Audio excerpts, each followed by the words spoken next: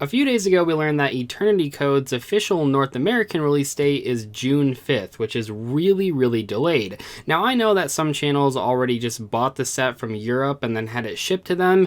I don't care that much for that. I mean, we don't actually have any events to go to, but it's been a while since I've actually, opened a new Yu-Gi-Oh set. I mean, we had this structure deck, but before that, I mean, it was just Secret Slayers. So I was at the store the other day, and I was like, I'm just gonna buy Yu-Gi-Oh cards. And there were a lot of things that I wanted to get, like the monster box was really fun a couple weeks ago. We also had the 2019 gold sarcophagus tin. I like that tin a lot, and they didn't really have those, so I just bought a whole bunch of useless garbage pretty much. And you probably shouldn't buy this stuff if I'm being completely honest. So one of the things that we bought that's probably the most useless thing is we bought another power cube. I don't have a good reason for this. This is a terrible product, super overpriced, filled with garbage, and this is something that obviously is not officially released. This isn't like a Konami product. I don't think I have to say that, but I still get comments from people like, why would Konami release such a terrible product? The truth is they didn't. It's just random stuff that people found on the floor. As far as a half decent product, we did buy, let's see, 6 packs of Secret Slayers.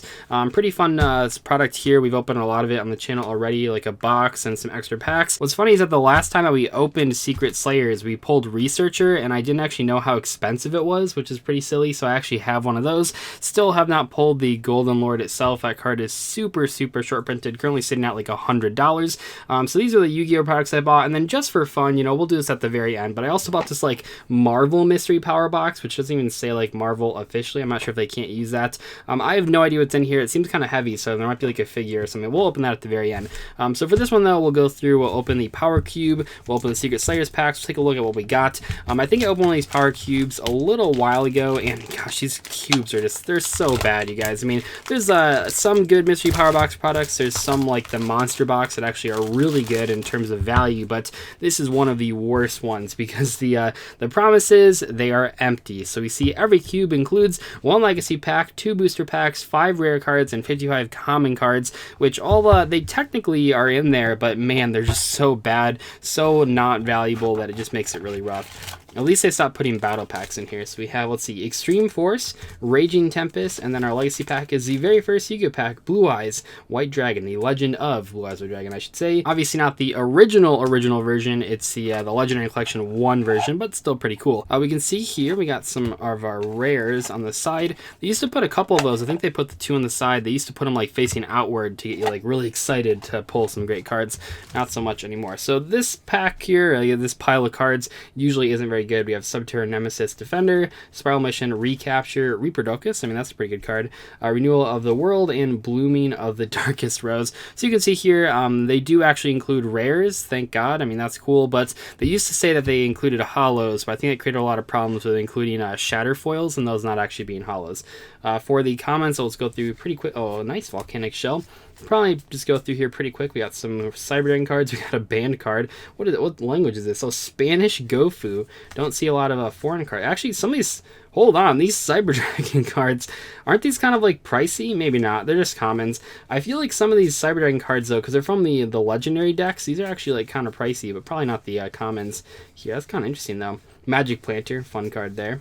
Go through. Oh, nice. We got Satellite. Oh, some of these. Wait, these are German. A couple of these are German. That's kind of cool. Looks like they had a German Cyber Dragon structure deck. So we have, yeah, that's actually kind of interesting. We got some German cards. We got some, what is this language? More Spanish cards. Very interesting. Okay, usually they're not this varied. Usually, okay, this one has been on the ground. It's really gross on the back. Yeah, these are some interesting cards here. We got, I never seen 2 different types of foreign cards in one of these little cubes. That is pretty unlikely. The rest of it, not so cool. But yeah, I mean, so some of that was from we have a German Cyber Dragon structure deck from a while ago. We also have some of the Legendary Dragon decks stuff from a Cyber Dragon deck and that sort of box. So pretty interesting stuff there. Not very expensive stuff, but still pretty cool. Go through a couple of the Secret Slayer packs. First, like I said, we're just basically trying to... God, these are so warped. Oh my gosh. Okay, Solemn Judgment, Adamancipator Risen Raptite. We got Snowdrop, the Rika Fairy, Ill Blood. Pretty cool card there. And we have another Rika Secret Rare. Man, these are, you guys see these cards? I mean, it'd still be really cool if we could pull the Golden Lord or Researcher, but I'll have to put it under a stack of books for 2 weeks so that actually is playable. So it'll be a little bit bittersweet if we pull it out of these super warped packs. All right, Unizami, super rare, pretty cool. We got the Crystal for the Emancipator. These ended up not being played like at all, but they just put like one copy of one of them, and it's just the, is it this one? It's the one that draws a card. No, not this one. I think it's the water one that they play. We have a Guardian, pretty cool. Doki Doki, this card's insane. And Elixir, oh nice. We have the Trap Elixir, very good card there. I think we actually had 2 copies of that. At one point I wanted to build Eldritch, and I mean, if the game actually comes back and Eldritch is still a good strategy, I probably will build them, but for right now I'm not like super interested in like picking up a play set of Golden Lords for $300 without any like actual events on the horizon. Okay, we got Lonefire Blossom, Pyramid of Wonders, shout out to Battle Pack 3. We have the rank 6 Rika monster, Polynosis, and Rika Sheet, which I think we pulled like a lot of it. Look at these cards. They're like an inch off the table here because they're so bent. All right, let's open Extreme Force. I have no idea how long these packs were just sitting on that shelf. All right, this pack has Showdown of the Secret Sense Scroll Techniques, Link Hole, Flame Administrator, Watt Kinetic Puppeteer, and Mekk-Knight Yellow Star, and World Legacy Secret. Oh, actually like a pretty decent card. You know, it's actually pretty good in a lot of Mekk-Knight decks. Nice, we actually pulled a playable card. Pretty unlikely out of any random given pack. What is it? Parallel Port Armor. Who knows about those cards? I don't know. There's so many like random pack filler cards that, I mean, some of them end up actually being good in the future, but a lot of pack filler cards that you just don't remember. You know, when the pack first comes out, everything's exciting, but after like a couple months or a couple years, you just don't remember those cards, and then it's like, what the heck are these? Shieldred Crane, nice.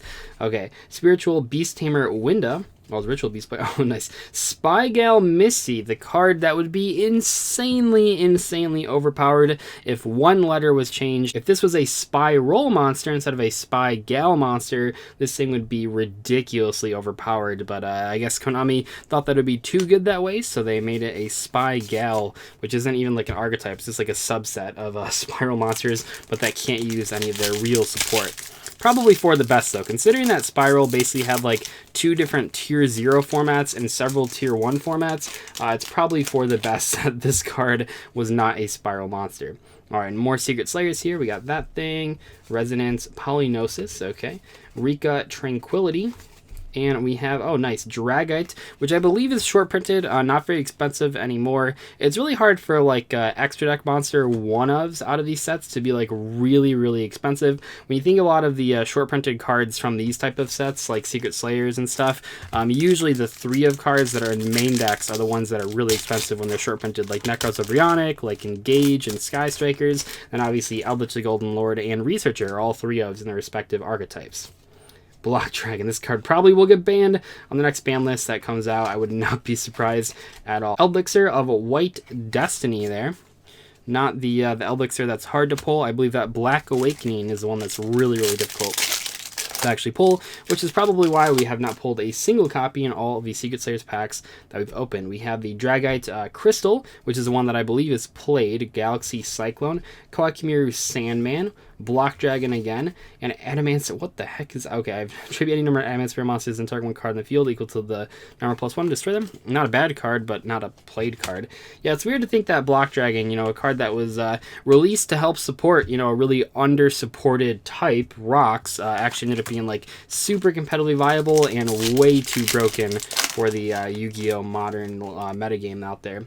Alright, we got the Legend of Blue Eyes pack here. Larvis, Petite Dragon, Skull Servant, nice, Two Mouth Dark Ruler, and our rare is Giant Soldier of Stone, Kurama, Flame Manipulator, Yami, and Dark World Thorns. Look at all those great normal monsters. Giant Soldier of Stone. I feel like we pulled a couple of those. We've opened Legend of Blue Eyes. So now I guess we'll just open that Marvel thing. I don't really know what's in here, like even a little bit. It's just something that it was like super cheap. A lot of the Yu-Gi-Oh! Mystery Power Boxes and Pokemon ones are like $20 to $30. This one was only $10, so I'm not expecting too much here. I know that there have been, or maybe even still are, some Marvel card games. Versus System from back in the day was pretty crazy, but I have like no clue what's going to be in here. What the... Okay, it's like 3 items. All right, here we go. First we have... Oh, there we go. Yeah, Versus System. So, how old is this? I wonder. Is this like a starter deck or something?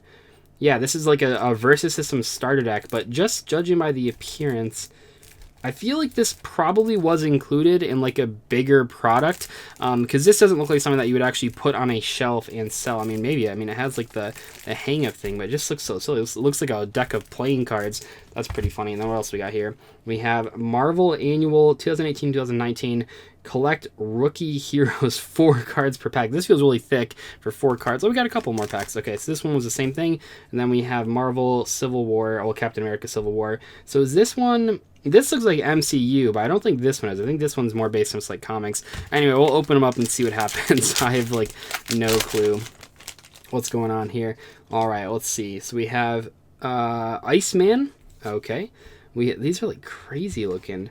I don't even know. That's kind of cool looking. That's our holo. There we got the Incredible Hulk there. Captain Marvel. These feel really, really weird. I actually used to like have a lot of cards. Oh, we got 2. Are there like 3 holos in the set? I actually just realized that these are all like sort of holographic. Anytime that I open cards from card games that aren't like Yu-Gi-Oh! Magic or Pokemon, they just feel so different. Everything about them. Not that they feel like low quality or anything. They just feel different though. It's kind of hard to explain. But yeah, I feel like I used to get a lot of these types of cards just like randomly back in the day when I was a kid. I don't really know. I feel like there were like tubes that had like a whole bunch of different card games in them, like Yu-Gi-Oh! Magic and Pokemon, and then stuff like this was randomly thrown in there. We have Jessica Jones. That's kind of cool. We have, we got Scarlet Witch out there. What the heck is this one? That's pretty crazy. This is like a, I don't know how to tell the rarity, but this one looks like a higher rarity. Who really knows? It's like a comic book artwork. And we got, nice, we got the new Spider-Man. These are so weird. I don't know. Yeah, there used to be some on the back where I remember from back in the day, where if you like put a whole bunch of them next to each other, it like made a big picture.